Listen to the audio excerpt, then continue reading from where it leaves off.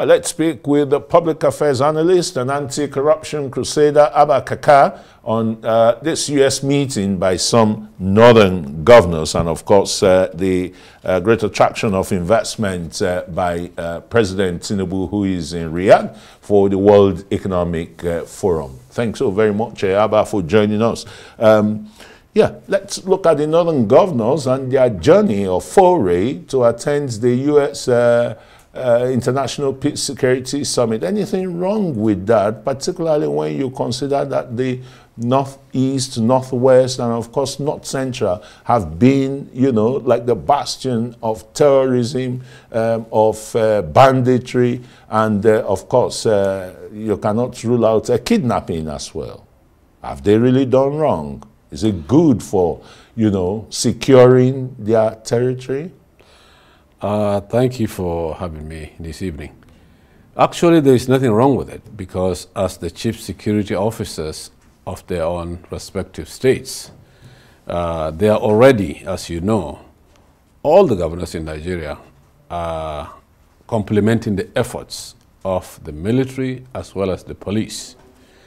So for, you know, somebody to say that, you know, former governor of Jigawa State, Sule Lamido, criticized it, saying that they are overarching themselves, you know, constitutionally, because what they went for is not, you know, in their own purview. That is, they don't have the power to aggregate such, you know, decision when it comes to national security.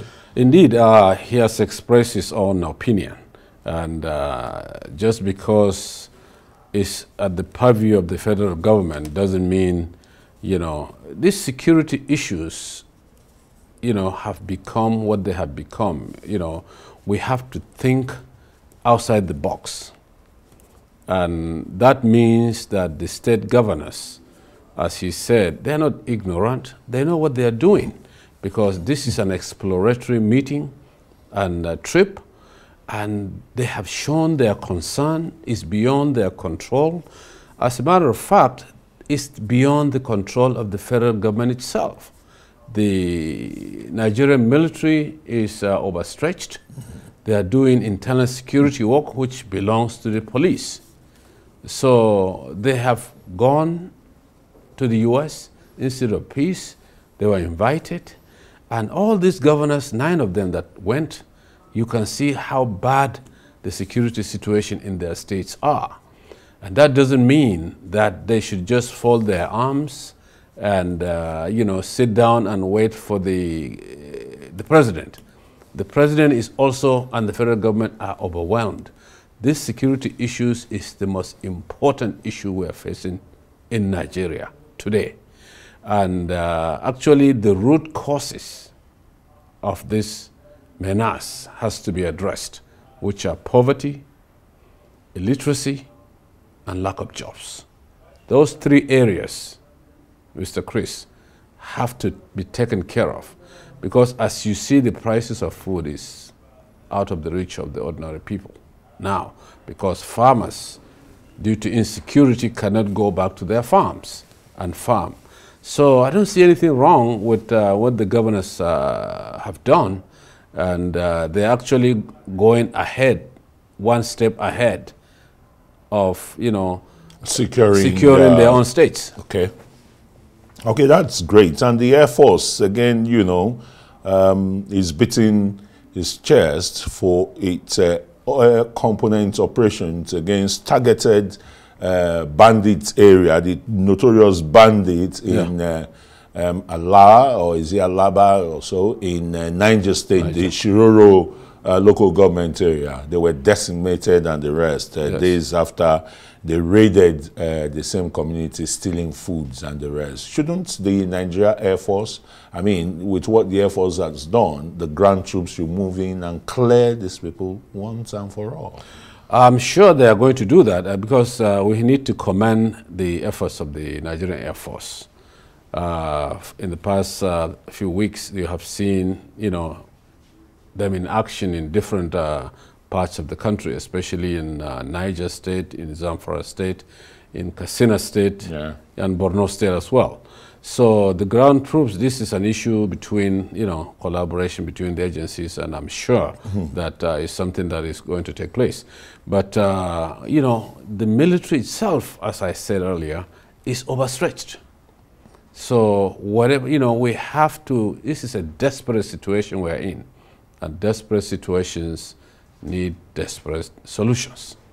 So whatever it takes, this security matter has to be dealt with kinetically, because once you have bandits and terrorists killing innocent Nigerians and taking territories, for example, there's no point talking about non-kinetic, because this is not the time for non-kinetic.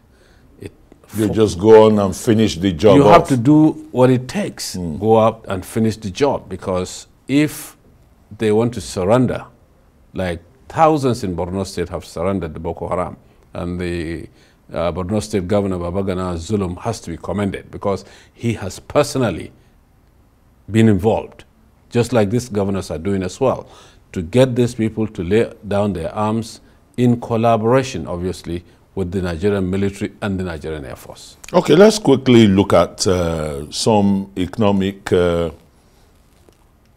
prosperity, investment attractions by President Bola Tinubu, and a massive commitment there from the chairman of Maersk on Nigeria's port construction. $600 million commitment. Good news? Oh, it's a very, very good news. We commend the president for taking time to go to Riyadh. And don't forget, before Riyadh, he was in Netherlands, where he also got a commitment of $250 million. And this is another commitment of $600 million. So you're talking about, what, about $850 million. Almost $1 billion within a couple of days, in 2 days. This is indeed commendable. And we need, Nigeria is open for business. We need foreign investors. We need the diaspora remittances. And the central bank governor is actually doing very, very well, even though they started, with a lot of criticism from Nigerians. Whatever you do in Nigeria, you are not good enough. And the president, too, still at the World Economic Forum in Riyadh, Saudi Arabia. He said very tough decisions, have to be taken, particularly with an ailing economy, to redress it and the rest, and to rid the nation of corruption. Oil subsidy had to go. And he doesn't seem to have any regret. He said the pains will come with some gains. Do you agree? Well, this oil subsidy scam, if you remember, former President Buhari, before he came on power, before he became the president in Nigeria, says subsidy is a scam, but he came and continued to pay for 8 years. So he was part of the scam? Well, I wouldn't say he's part of the scam, but he paid for the scam. So when Tinubu obviously took the decision, I wish, he could have taken this decision after wide consultations, because of the fill-outs that we are going through now. Because once the petrol price went up, everything, inflation-wise, went up. So, but corruption is a monster that must be defeated. And corruption always fights back. So what is happening in Nigeria is too much corruption in this country. But the president has shown by his courageous decisions that he took when he dismissed the former Minister of Humanitarian Affairs and the DG of the electricity, yes, the Rural Electricity, exactly. REA. And so many others. And I will personally like to commend the EFCC chairman for taking a bold step on the issue of the former governor of Kogi State. Because this is not a banana republic where you sit down somewhere and give instructions. to. And I commend the school for also returning that money back to. They wrote to the EFCC that, please, we need to return the $720,000. 60.